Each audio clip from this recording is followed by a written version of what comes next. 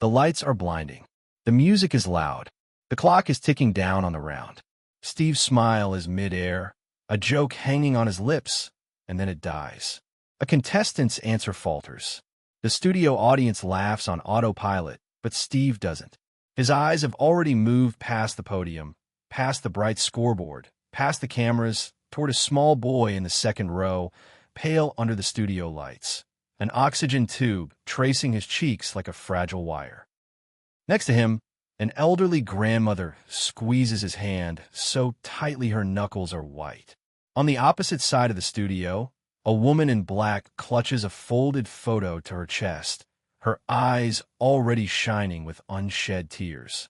The band keeps playing. The producers in the booth keep shouting. The show is supposed to move. Instead, Steve Harvey does something no one in that building is prepared for. He drops the cue card. He lowers the microphone. He steps away from his mark, walks right out of the carefully framed shot, and heads straight into the audience as the cameras scramble to follow. Steve stopped mid-joke. The entire studio froze. Cut. How'd it get to this moment? We rewind to the start of that taping day, long before the music, long before the laughter, long before the show would become something entirely different from what the network scheduled. Outside the studio, people are lined up in the California sun, clutching tickets, laughing, fixing their hair. Among them, a father named Marcus, the captain of one of the families, rehearsing survey answers in his head, but really thinking about his 7-year-old son, Eli, who's just finished another round of chemo and insisted on coming today. A grandmother named Loretta, her back aching but her heart determined, who promised her grandson she'd clap louder than anyone else in the room, no matter how tired she was. On the other side of the line, a woman named Carla, dressed in black though no one told her she had to be, because it's the only way she feels honest since her husband's accident. She's here with her sisters, the Rivera family, because this taping was booked months ago. Back when he was still alive, back when they joked about winning the big money and paying off their house. And tucked into the second Rivera sister's purse, a termination letter. An ordinary man's ordinary heartbreak. A factory worker laid off after 20 years. A man who thought he'd be invisible today in the back of the crowd. Just another face in the lights, but who will end up playing a quiet part in what happens. The show starts like any other. The announcer's voice booms. The audience cheers. Families run out onto the stage, waving and laughing, the band riffing on a familiar tune. Steve strides out, suit sharp, smile sharper, energy filling every corner of the studio. He does what he always does. Connects, teases, disarms. He pokes fun at Marcus's nervous grin. He jokes about Carla's sisters and the Rivera Girl Squad. He gets the audience chanting, laughing, clapping on cue. On the surface, it looks like just another taping day, just another episode of Family Feud. But if you look closely, the signals of something deeper are already there. When Marcus introduces his family, his voice cracks for a fraction of a second as he mentions his little champ watching in the audience today. Steve hears it. He always hears it. Steve moves on, but his eyes flicker up to the stands. For a single frame, captured only in the raw camera feed, his gaze lands on Eli and Loretta. Behind the scenes, Steve made a decision that defied every producer's expectation. He decides that if the moment comes, if something in his gut says stop, he's going to listen, no matter what the schedule, no matter what the network, no matter what the rulebook says. The early rounds roll on. There's a usual chaos, buzzers, wrong answers, playful arguments between cousins. The show is a rhythm Steve knows better than his own heartbeat. Tension, punchline, release. But between the laughs, small fractures appear. During a commercial break, Marcus quietly wipes his eyes, thinking no one can see. Steve does. When the warm-up comedian walks by the audience, he notices the oxygen tank at Eli's feet, the stickers on it where other kids might have stickers on their skateboards. He whispers it to a stagehand, and the note reaches Steve. In another corner, Carla clings to that folded photo of her husband, her thumb tracing the crease of his smile. When Steve asks the families to introduce themselves, she simply says, "I'm Carla, and I'm trying to remember how to laugh again." The studio laughs awkwardly, unsure. Steve doesn't. He files it away. Another crack in the facade. Another wait in the room. The game resumes. Faster now. Like the show is racing towards something none of them can name. The scoreboard climbs. The clock spins. At home, this would look like entertainment. In the studio, something else is brewing. Something human, heavy, and about to break through the polished surface of television. Then comes the round. The one that people in that room will talk about for years in hushed voices. The one that never airs the way it happened. The question on Steve's card is simple.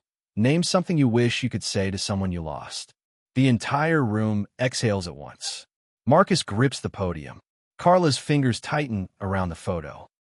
Loretta leans in toward Eli, as if ready to shield him from words. Steve reads the question again, but his usual playful tone is gone. Something in the air shifts. The audience feels it. The band quiets. Even the crew in the booth leans forward. Marcus buzzes in. His answer isn't funny. It isn't clever. It's just raw. I'd tell him, I'm sorry I couldn't fix it. Survey says, the board lights up. Top answer. The studio erupts, but this time the cheers sound strange, like thunder over a funeral. Marcus covers his face.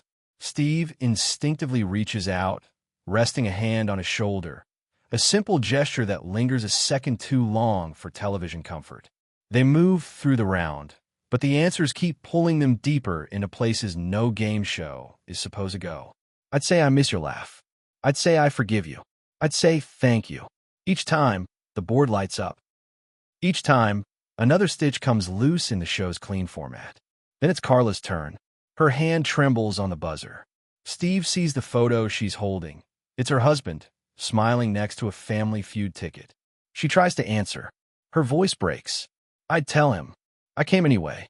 I came because he wanted to see me laugh on this stage. She can't finish. Silence. Actual silence. On a set designed to never allow it. The producers in the booth panic. They signal Steve, move on. Fill the space. Make a joke. But Steve doesn't. Instead, he turns. He looks up into the stands, into that second row. Eli is watching, chest rising and falling with mechanical effort, eyes wide, caught between a child's joy at being on TV and a much older understanding of what loss feels like. This is the moment the show's rhythm shatters. Steve stopped mid-joke. The entire studio froze. He lowers the card. He steps away from the podium. Hold up, he says softly. No punchline. No grin. Just a man's voice. We're not doing it like this. He walks off his mark, away from the carefully framed cameras, away from the safe confines of the game. The audience murmurs. The contestants look at each other, unsure whether to smile or cry. Steve takes the stairs into the crowd, one at a time. His polished shoes suddenly sounding very real, very heavy against the metal. The camera guys scramble to follow, cables snaking after him like nervous shadows. He walks straight to Eli. The boy stares at him, both starstruck and exhausted. Loretta's eyes are shining with the fear of a woman who has already seen too many hospital ceilings. Steve kneels down, so he's at eye level with the boy. The whole studio is holding its breath. What's your name, champ? Steve asks, voice low. Eli, the boy whispers. Steve smiles, but it's a different kind of smile, smaller, gentler.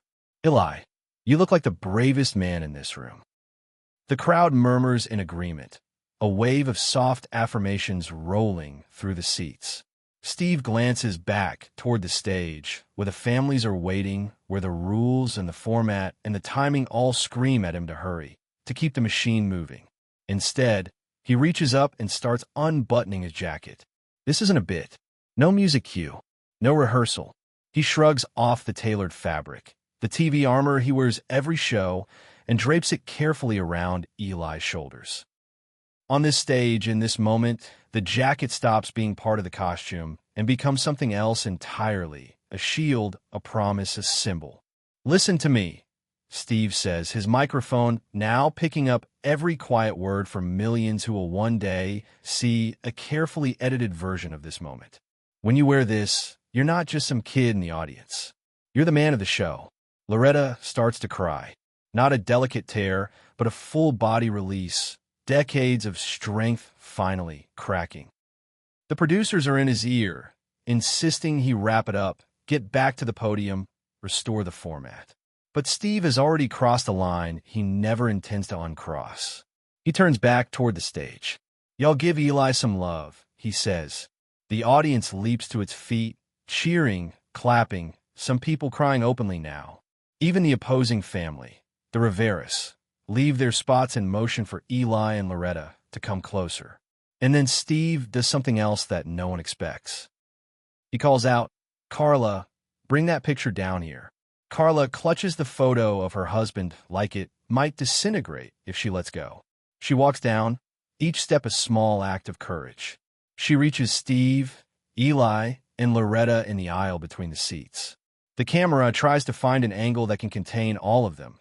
The terminally ill child, the grieving widow, the exhausted grandmother, the host in shirt sleeves now, his jacket draped around a boy who might not live to see the episode air. Steve looks at the photo. "This your husband?" "Yes," Carla says, voice shaking.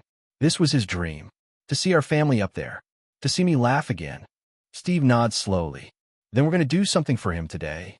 For him. For Eli. For every person who watched this show from a hospital bed, or a couch they can't get off, or from a place where laughing feels like betrayal." He turns to the audience, and this is where he breaks every rule of pacing, of format, of television. Subscribe and leave a comment, because the most powerful part of this story is still ahead. The line slips out smoothly, framed like a simple call to action, but in his eyes you can see something else, a plea for this moment not to vanish into the stream, not to be just another clip people scroll past. He leads Carla and Eli down to the main floor. The contestants move aside, making a human corridor. The band plays nothing now. The scoreboard is forgotten. The show is no longer about the game. But this is the moment no one in the studio and no one watching at home ever saw coming.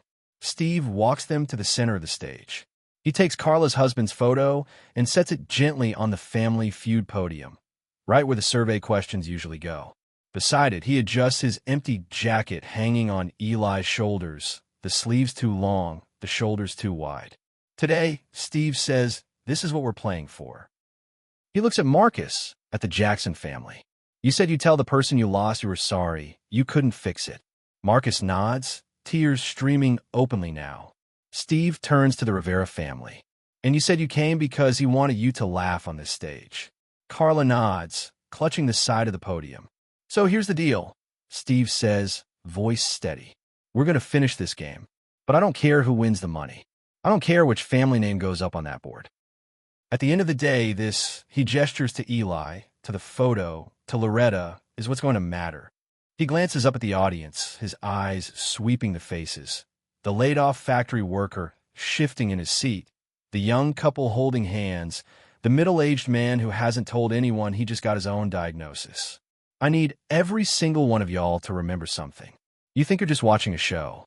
You're not. You're watching people who are one phone call, one test result, one accident away from everything changing. They resume the game, but something fundamental has shifted. Every question, every answer, every laugh has a tremor underneath it now.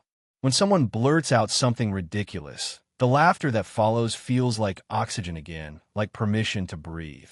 The laid-off factory worker gets pulled into a joke with Steve about job hunting, about starting over. What might have been a cheap laugh turns into something else when Steve says, "You're not done, man. You hear me? You're in a valley, but you're not buried. You're planted." The audience claps, some nodding like they've been waiting to hear that for themselves. The tension builds and releases,